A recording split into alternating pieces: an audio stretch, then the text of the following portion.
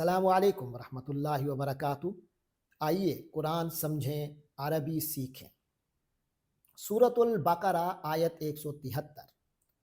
اعوذ باللہ من الشیطان الرجیم، بسم اللہ الرحمن الرحیم۔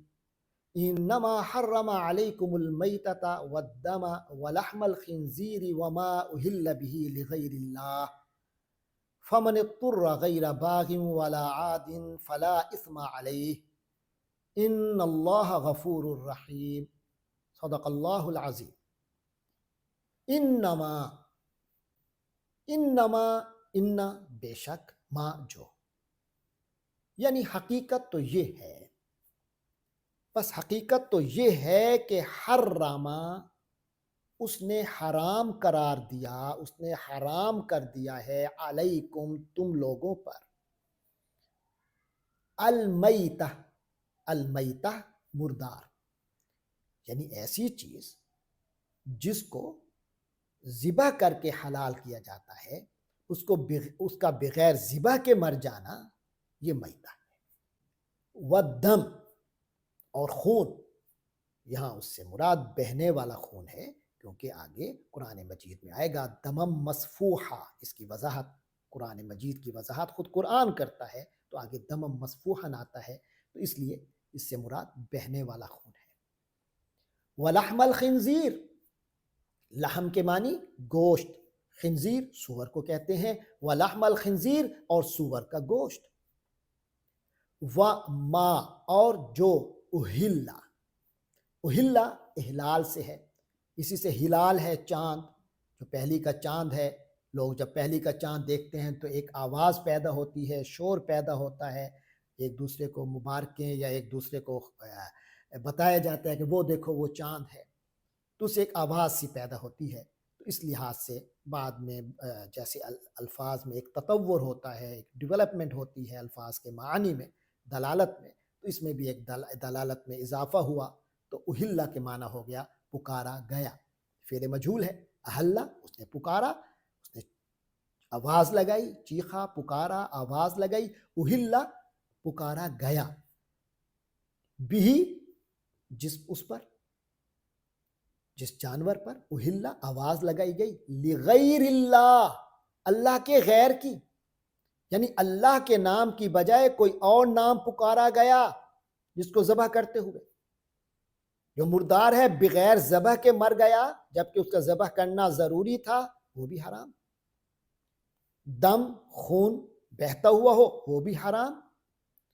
سور کا گوشت حرام۔ اور نمبر 4، وہ جسے اللہ کے نام کے علاوہ جس پر ذبح کرتے ہوئے پکارا گیا ہو، تو فرمایا ان 4 چیزوں کا ذکر کر کے فرمایا کہ ان چیزوں کو حرام کر دیا ہے۔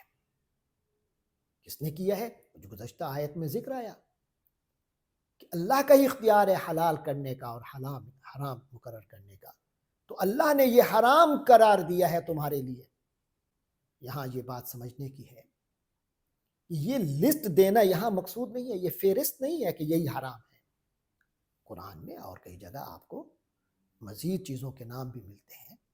یہاں کا جو خصوصی سیاق و سباق ہے وہ وہی ہے کہ ان کو بتایا جا رہا ہے، مشرکین مکہ کو، کہ یہ جو چیزیں مشرکین مکہ اور دوسرے قسم کے کفار جنہوں نے از خود کچھ چیزیں حرام مقرر کی ہوئی ہیں، تو انہیں بتایا گیا ہے کہ حرام وہ چیزیں نہیں جو تم مقرر کرتے ہو، بلکہ اللہ تبارک و تعالی نے ان چیزوں کو بھی حرام کیا ہے جو تم حلال کہہ رہے ہو۔ تم حلال کو حرام کر دیتے ہو، حرام کو حلال کر دیتے ہو، جبکہ اللہ نے تمہاری اپنی ایسی چیزیں جن کو تم حلال سمجھتے ہو ان کو بھی حرام کیا ہے، جیسے مردار جو از خود مر جائے، جانور ذبح کیے بغیر کسی اور طریقے سے مر جائے، والدم، اور یہ جو بہتا ہوا خون ہے، اور یہ جو سور کا گوشت ہے، اور یہ جو تم غیر اللہ کے نام پر پکار کر غیر اللہ کا نام لے کر تم ذبح کرتے ہو، یہ حرام ہے۔ اس میں علماء نے وضاحت بھی فرمائی ہے کہ وما اہل بہ لغیر اللہ کے تحت وہ چیزیں بھی آ گئی جنہیں کسی غیر اللہ، بے شک اللہ کا نام لیا جائے مگر غیر اللہ کے قربت یا اس کی رضا کے حصول کے لیے کیا جائے، اللہ کے علاوہ کسی اور کے تقرب کے لیے کیا جائے، وہ بھی حرام ہے۔ تو فرمایا یہ چیزیں بھی حرام ہیں. فَمَنِ اضْطُرَّ، لیکن اس کے باوجود، فا تو من جو شخص، اضطر اضطرار کے عالم میں ہو. اضطرار کا لفظ اسی سے ہے، بالکل مجبور، اس طرح بے کس ہو جانا کہ اس کے علاوہ کوئی حل نہ رہے. تو فامن اضطر، تو جو کوئی شخص مضطر ہو جائے، بالکل مجبور ہو جائے، غیر باغن، غیر نہ ہو باغن، بغاوت سے. بغاوت کے معنی کسی اپنے حد سے باہر نکل کر کسی چیز کی چاہت کرنا، اپنی چاہت میں باہر نکل جانا حد سے. تو فرمایا غیر، اسی سے باغی ہے، چاہنے والا. تو یہاں باغن، غیر باغن، نہ تو وہ چاہنے والا ہو، اس کو چیز کی پسندیدگی کی وجہ نہ ہو، مجبوراً ہو، پسندیدگی کی وجہ سے نہ ہو. ولا عادن، اور نہ ہی وہ، یا عادین، عادن جو ہے یہ ادا یعدو سے ہے. ادا کے معنی حد سے آگے بڑھنا، نہ تو اس کا مقصد ہو اور نہ ہی وہ عادن، وہ اس سے حد سے آگے بڑھنے والا ہو. اگر ایسی صورت میں حرام چیز بھی کھانی پڑ جائے، فلا، تو نہیں ہے، اثما، کوئی گناہ، یعنی اس پر اللہ تعالیٰ کے ہاں آخرت میں کوئی سزا نہیں ہوگی. فلا اسما، تو کوئی گناہ نہیں علیہ، اس پر، اس صورتحال پر، اور یا ایسے شخص پر جو اس طرح کھائے. اس صورتحال میں جسے کھانا پڑے. ان اللہ غفور الرحیم، یقیناً اللہ تعالیٰ غفور، بہت بخشنے والا ہے.